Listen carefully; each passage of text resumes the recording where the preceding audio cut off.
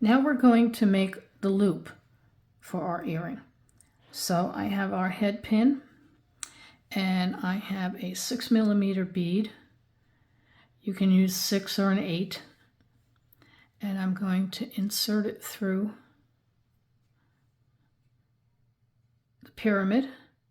Comes out the top, and I'm putting on our 4mm bicone, the 11-0 bead between, and another 4mm bicone. Now I'm switching fingers. I'm going to hold it with my ring finger, and I'm going to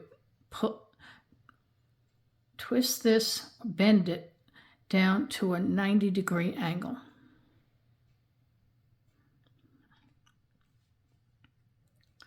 Now I do have a ruler on my desk that's taped, so I want only 1 centimeter here, so I'm going to cut some of the end off, and I'm just going to move out of the camera to measure.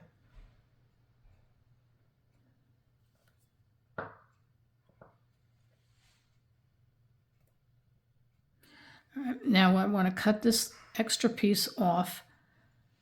I'm covering it so that when that little piece comes off, it doesn't fly away.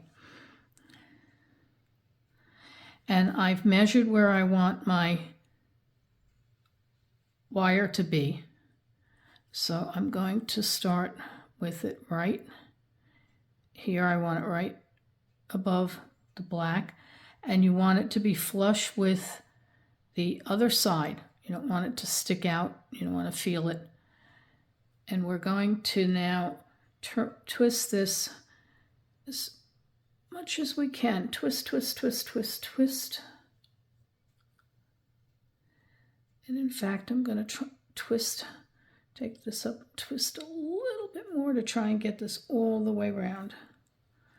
I didn't quite make it all the way around, but I made it pretty far. So we're going to continue and twist. And there's our loop. In the next step, we're going to add the bottom part.